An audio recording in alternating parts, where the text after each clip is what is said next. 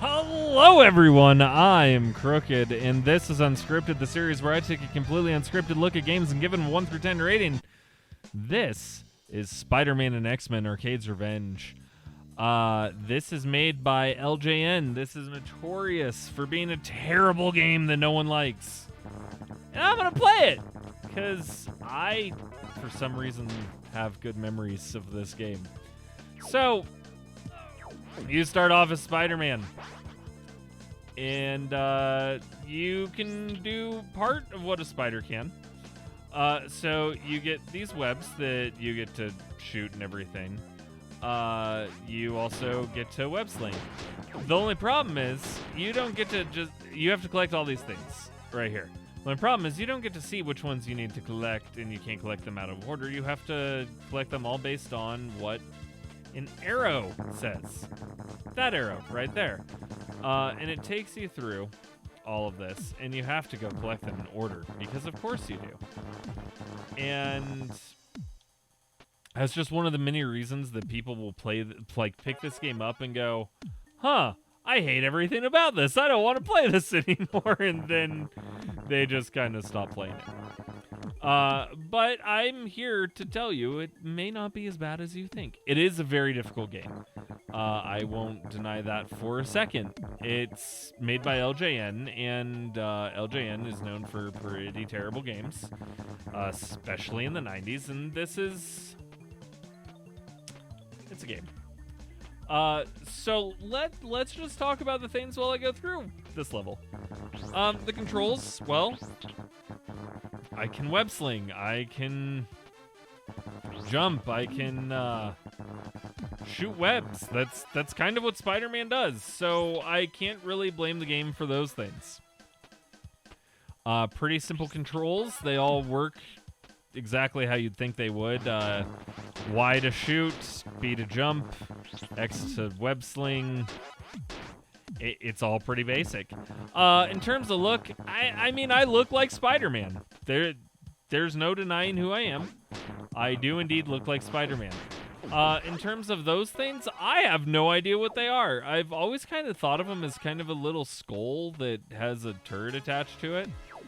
I'm sure that's not accurate, and if I pay attention to it for more than half a second, I can probably tell you what it actually is. So it doesn't look like this is the correct way. It looks like I'm going to have to go this way. So there is very much a defined pattern for which way you're supposed to go here, and they're all pretty... All the levels are kind of laid out in a way where you collect everything in the proper order, you do everything in the order they want you to, and as long as you do that, you're good. You don't have to worry about much. If you don't, well, you're going to have a bad time. And you don't want to have a bad time in this, because you want to try to make this as easy as you can. Because, again, this game's a little rough. So, okay, I can't dodge that, because I was just going to take a look at it and see what it was. Come down here, get a health. And, okay. So, yeah, it looks like a little skull to me, but it's just a turret, I guess. So you do that. The exit's actually to my right there. But you have to go back and you have to collect the rest of these that still exist, because it'd be too easy if you just collected everything that was directly in your path, you know? That would just be like, oh, okay, game's over. After I collect this, though, I should be able to get into the last thing, and we'll be good to go. The music of this game, I like it. It seems like it's honestly pretty fitting. It's kind of mysterious, kind of action-y. It's not bad.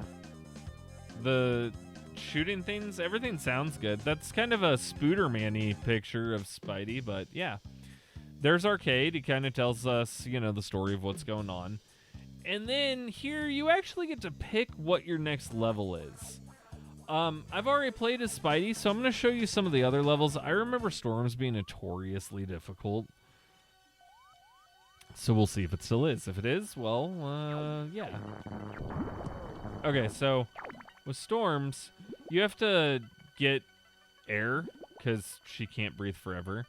And your goal is to get through all the water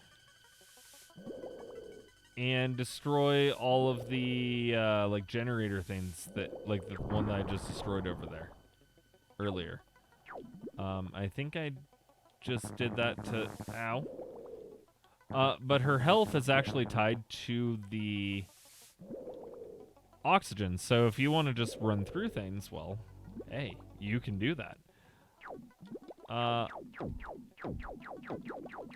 okay. So yeah, you just need to blow those doors open. That's just how this goes.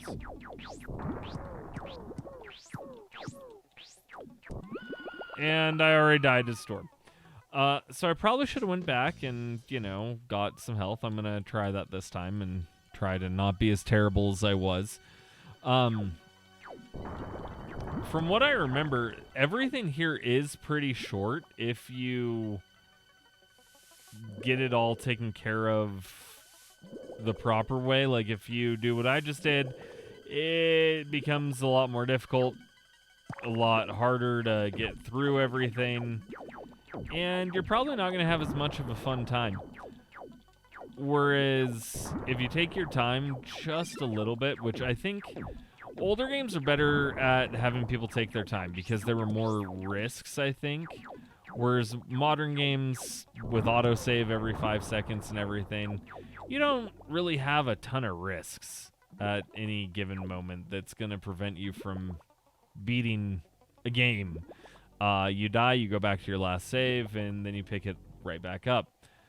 You don't have that benefit with a lot of older games. You just have to deal with the constraints you got. Like right now, I'm in a pretty rough spot because I need air. I created a tornado. That was nice. Okay. So I have no idea what to do from there with Storm. It's not very obvious, as you can tell.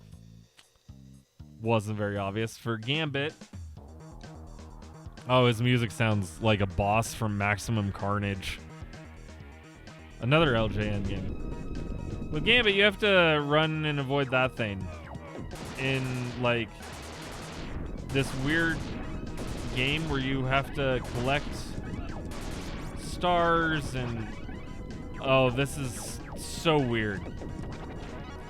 I remember there's, like, a point to all the stars and everything. It's so wild and weird, though. And that's kind of all of Arcade's Revenge. So here's the other side of this game, right? If you watch a guide and you know the tricks to each level and you know exactly what you're supposed to do on each level, the difficulty of this game goes down a lot. It makes it honestly really playable. That's kind of why I know some of it, is because I've watched videos, because I wanted to know, hey, am I just bad at this game, or is this game just stupid? A little bit of column A, a little bit of column B, but it does have some fun to it. It's not the worst game ever. That being said, it is very difficult. Like, I don't know many people who are going to go out of their way to really say much about this game that's good. Okay, that was scary. I had to activate my power, and I still ended up dying because I didn't activate it fast enough, and then I got a game over. And then you have to start over all the way back from the Spider-Man level. So, with how difficult this game is, and how rough it is, and the fact that you basically need to look up a walkthrough on how to play it unless you're going to struggle bus the entire way through, I'm going to give Arcade's Revenge a 5 out of 10. It's very hit or miss. If you like Super Nintendo platformers, you're probably going to like this game. If you don't, you're probably going to hate this game. If you don't like hard games at all, you're going to hate this game. If you like Bloodborne, Demon Souls, stuff like that, you might like it because this is a challenge. If you're Colonel Fancy because he likes games that make people angry, you're probably going to like this game. At least a little bit. Or if you're me, you'll probably like it because you have a lot of nostalgia for it. Other than that, you're not going to like this game much. But if you did like this video, I would enjoy it if you hit that like button. If you also want to hit that subscribe button so you never miss out on an episode of Unscripted, that'd be awesome as well. You can hit the bell so that way you'll be notified whenever a new episode comes out. And if you want to support the channel further, you can always check out my Patreon over at the link in the description down below.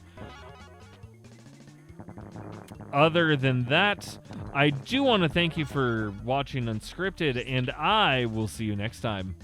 Bye!